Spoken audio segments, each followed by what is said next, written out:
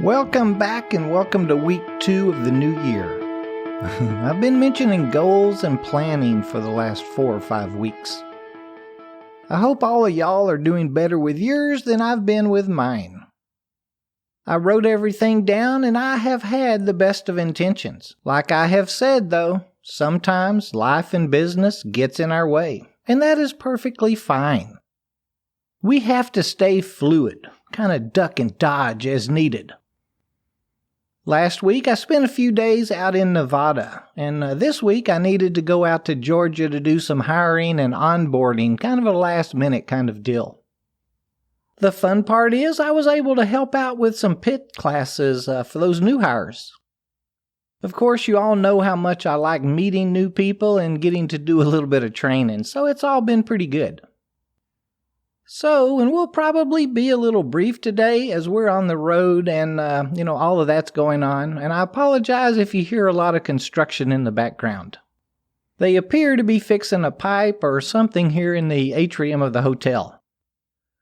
Anyway, I was thinking about how as a supervisor or manager, just how fluid our planning needs to be. As an example, this Tuesday I had a virtual presentation with about, I think it was 32 or 34 supervisors and a couple of leads across the nation that was scheduled. But last Friday I learned I would need to be in Georgia Monday morning. Now I had 3 supervisor interviews scheduled in the office for Monday and Tuesday as well. I, of course, had to cancel the in-office interviews, but with the Tuesday meeting, with all the frontline management teams being virtual, I could just kind of plan on taking 30 minutes out of my recruiting and giving the presentation. It's operations. We just make it work, right?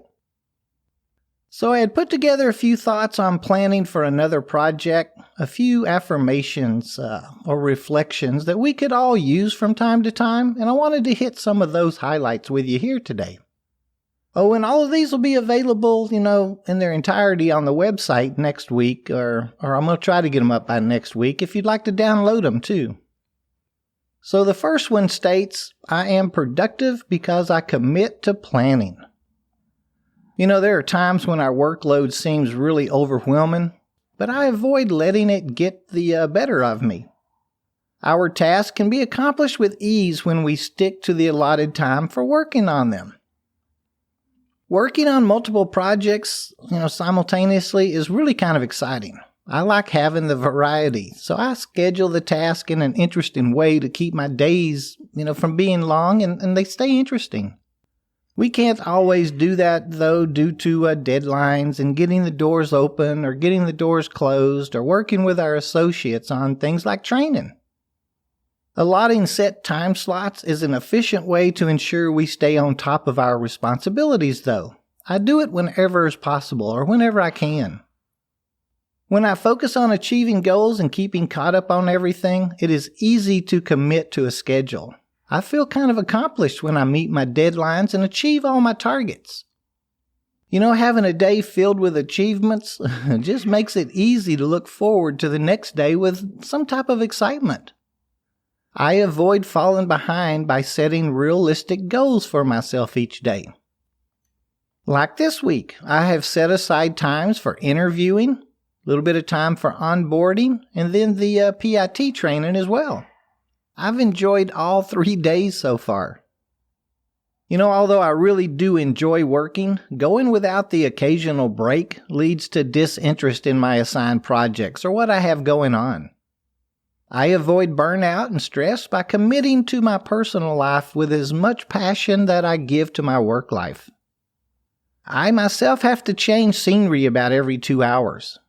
Let's get up, kind of take a break. In our industry, even when I'm in the office, I can get up and go out and, look at something or do something else for a minute.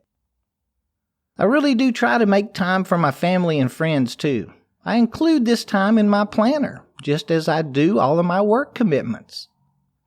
Balancing work with my personal life is really important for my peace of mind.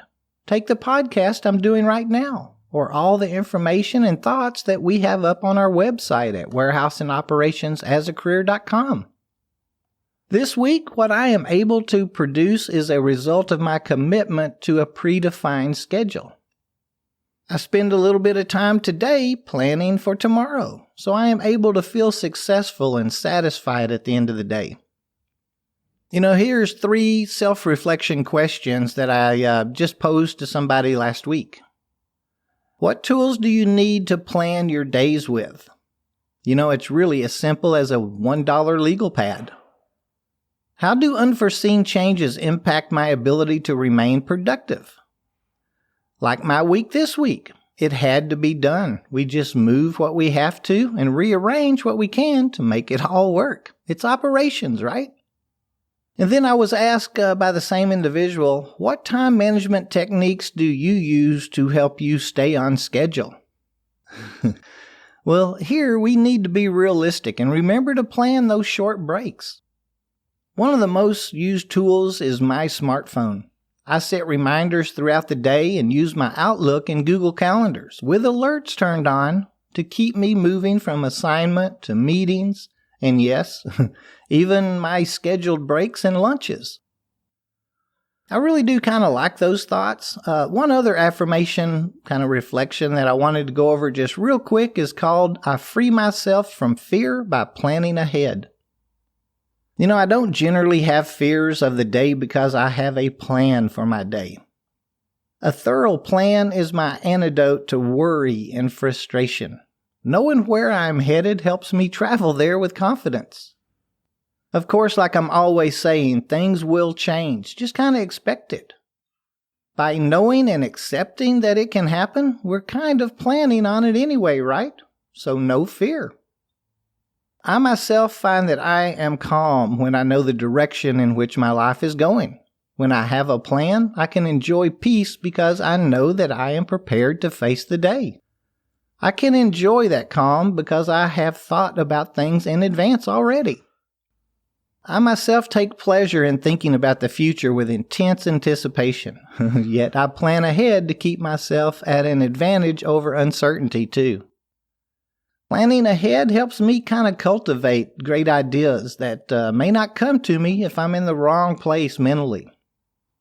Plans are roadmaps to my life's adventures. My plan is not binding. Rather, it is a helpful guide that kind of helps direct me or pushes me in the right direction. When I review my plans, I am able to identify areas that may need improvement, and I work on those areas before they become a problem. I am a better manager because I take the time to prepare myself in advance. Now, I know that my plans and goals may not always work out, but they set me on a clear path towards, bigger and better ideas. My plans are simply well thought out ideas of the direction that I'd like to go. Today, I choose to be free from fear by creating a realistic plan for tomorrow. And here's a couple of reflection questions that I was given that same individual last week. What plans do you have for today? Myself, I look at my calendars every morning right after my coffee. And then how can you better prepare yourself for tomorrow? Each night, like an hour before bedtime, I check out my calendars. You'll be really surprised how effective this quick review can be. When I know what my day is going to be like starting out, I just sleep better. There is not going to be any unknowns, at least to start off with. And then the third one real quick, how can I adjust my plans for the future in order to feel more confident? If I messed something up, I will have some sideboards put in place so I don't do it again. I build a lot of sideboards every day. Well, there's a couple of thoughts for the week. My apologies for the short episode today, but hey, life and business had needs too. Until next week, plan your time, be confident in all that you do, and be safe at work and home.